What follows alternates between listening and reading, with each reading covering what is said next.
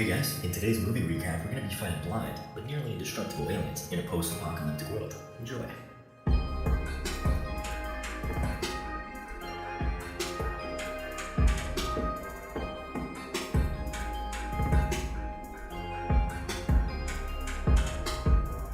The movie begins with Lee, the protagonist of the first film, driving into a store to buy some oranges. While there, the news was reporting on some kind of bomb that went off in China. We cut to Lee arriving at a park, where his wife, Evelyn, is pushing their youngest son, Bo, on the swing.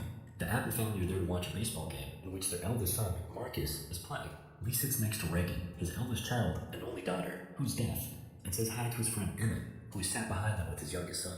Emmett's eldest son bats the ball and makes a home run. As he runs to the final base, the crowd and Emmett are shouting, "Dive!" After this, Emmett asks Reagan how to say dive, and she signals a diving motion with her hands in sign language. Bo and Evelyn wish Marcus good luck as he goes up to bat. Marcus misses the first two balls, then is distracted by a large meteor in the sky. The game stops, and everyone starts heading back to their cars.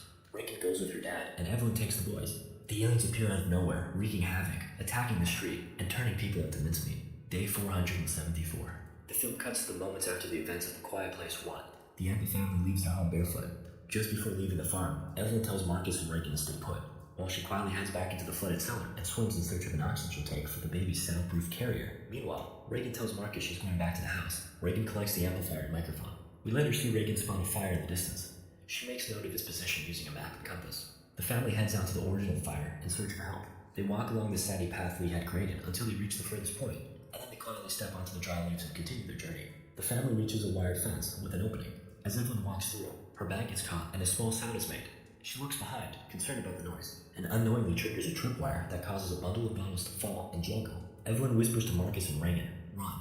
Meanwhile, we cut to the perspective of a gun that has fixed its sights on the family. To make matters worse, aliens pull up. While running, Marcus gets caught by a bear trap, which he takes like a champ until he sees his injured foot and then lets out a primal scream. Evelyn tries to stop him screaming while Reagan uses the amp, microphone, and a hearing aid to stun the alien.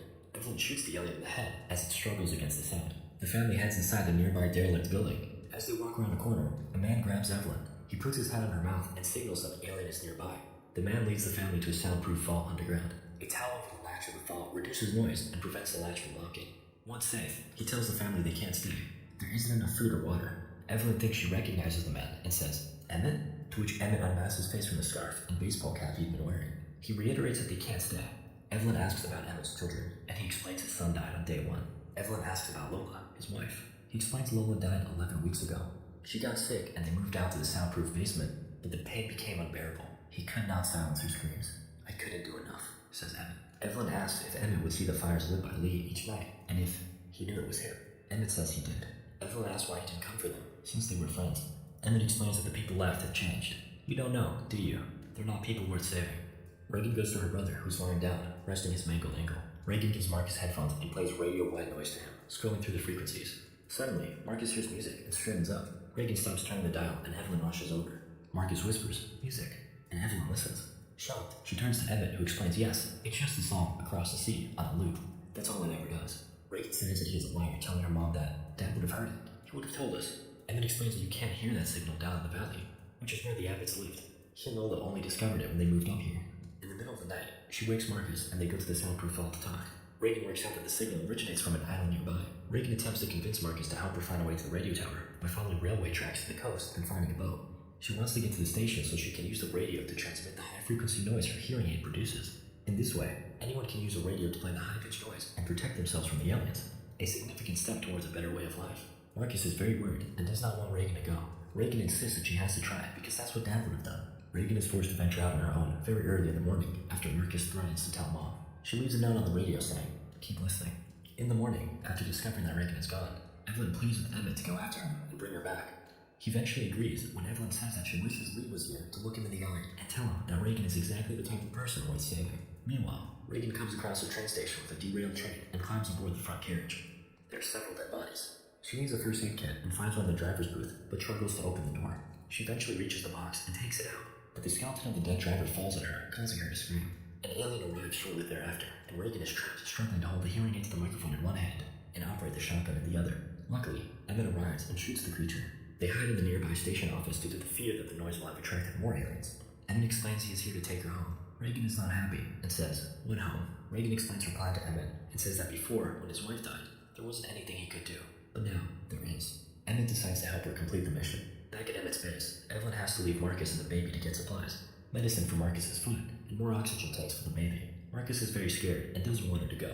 Evelyn explains his foot will get worse, and she can't lose him too. Marcus understands and lets her go. She heads on over to the store. Along the way, she passes the bridge where Bo died. She touches the photographs of the makeshift shrine they left, and then places her wedding ring on top of the cross. Back at the base, after getting the baby to sleep, Marcus exits the bunker and explores the compound for no good reason whatsoever. The camera cuts to the baby's oxygen tank, the gauge for which is in the red zone. Heading upstairs, Marcus finds a room covered in drawings of Emmett's sons. Behind some curtains separating a section of the room, he finds the decomposed body of Emmett's wife, Lola. This startles him, and he accidentally knocks a few objects over, alerting a nearby alien to his location. He runs back to the basement, grabs the baby, and heads into the vault. He then steps out again to grab the stopwatch and radio. As the alien encroaches, he's able to get into the vault and close the door.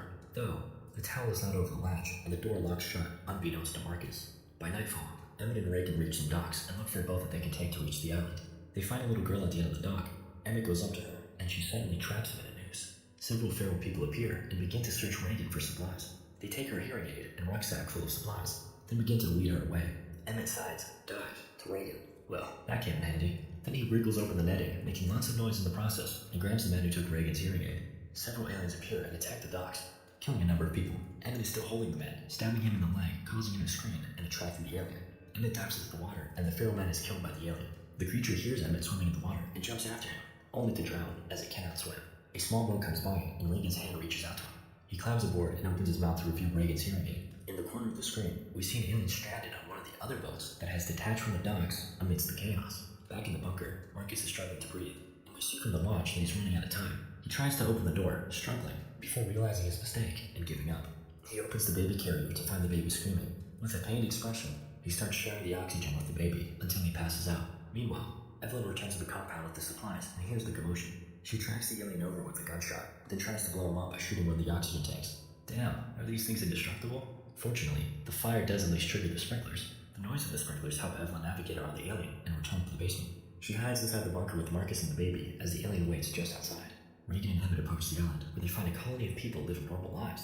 After the government realized the creatures could not swim, the National Guard had as many people as possible put on the islands. Now, here's the bad news. An alien ends up on the island after having been stranded on a boat following the incident at the docks.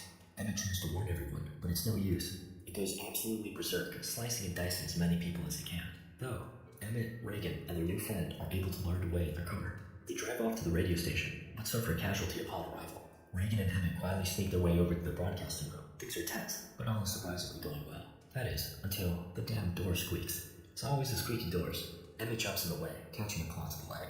His sacrifice wasn't in vain though, as he is able to buy Reagan enough time to unveil her ultimate superpower, being deaf. The now weakened alien is no match. Reagan finishes it off with a satisfying blow to the head.